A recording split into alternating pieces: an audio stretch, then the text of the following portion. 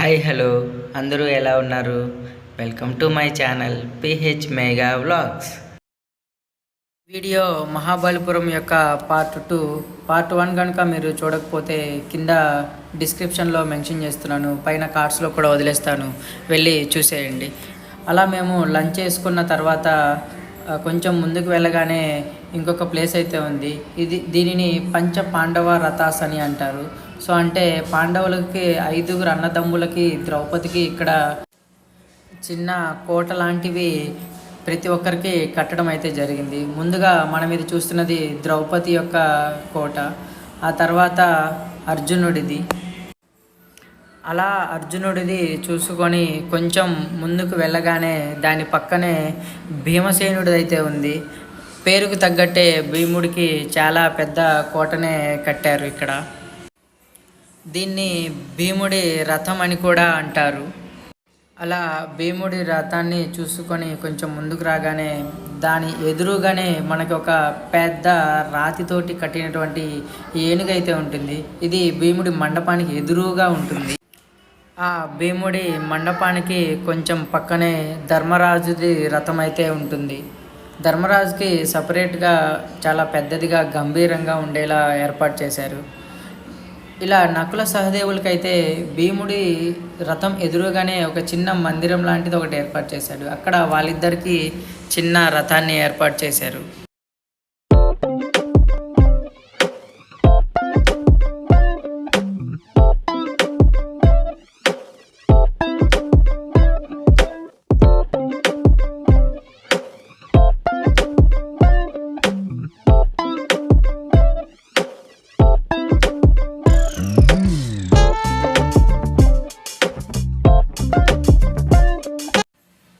మీరు ఇక్కడ చూస్తున్న ఈ గాలిగోపురం 2004లో సునామీ వచ్చినప్పుడు ఈ పైన ధర్మరాజు రథం పైనుంచి ఇలా కింద పడిపోయింది.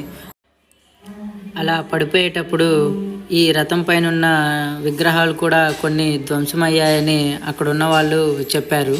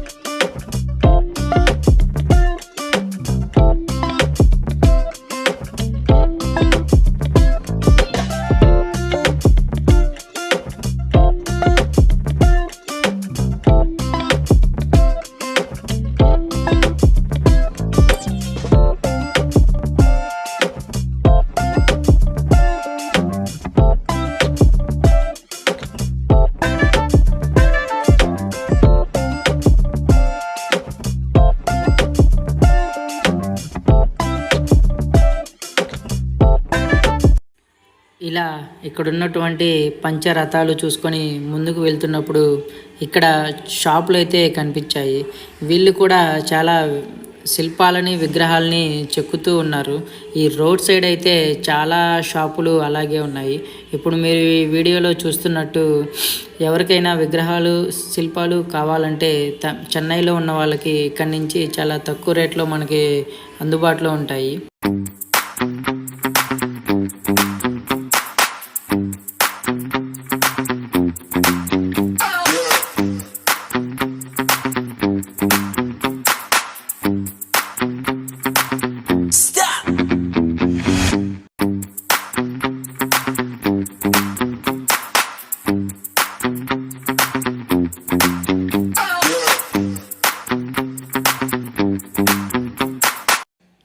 అలా అక్కడి నుంచి మేము బీచ్ దగ్గరికి అయితే బయలుదేరాము. వెళ్ళే దారిలో ఇలా రోడ్డు మీద ఒక రాయి మీద శిల్పాలన్నీ చెక్కి ఉన్నాయి. ఆ తర్వాత కొంచెం ముందుకు వెళ్ళగానే అర్జునాస్ పీన్యా అని చెప్పి ఒక లొకేషన్ అయితే ఉంది.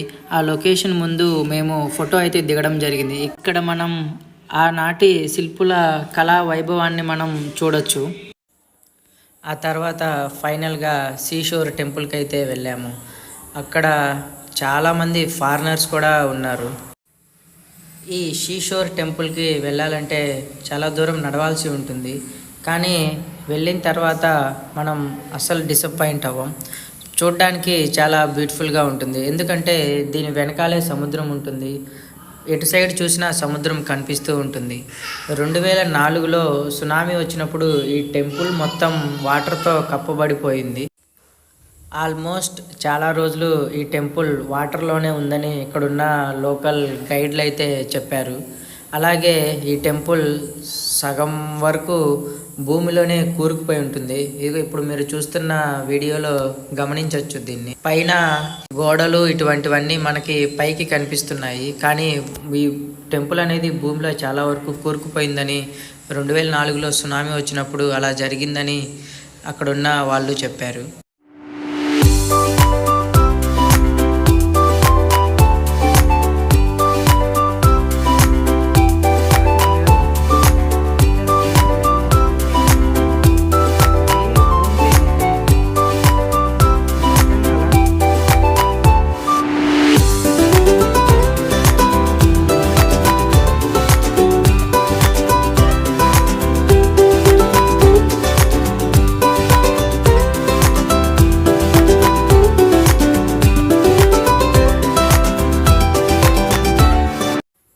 ఆ టెంపుల్లో శివుడిది లింగం అయితే ఉంది, అది చాలా వరకు ధ్వంసమై ఉంది. ఇది కూడా ఆ సునామీ వచ్చిన టైంలోనే పోయిందని అంటున్నారు. ఇక ఫైనల్గా మేము బీచ్కి అయితే వెళ్ళాము. అక్కడ కాసేపు మా బాబుతో ఆడుకున్నాము.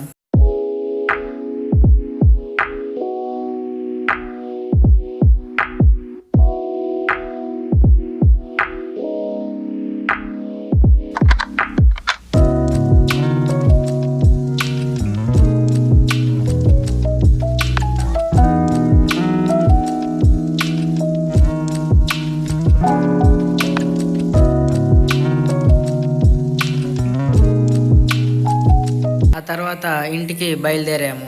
By by Mahabalipuram. మళ్ళీ ఇంకోసారి కలుద్దాం. ఇదండి ఇవాళ video. Don't forget to like, share, comment and subscribe to our channel. Thank you for watching.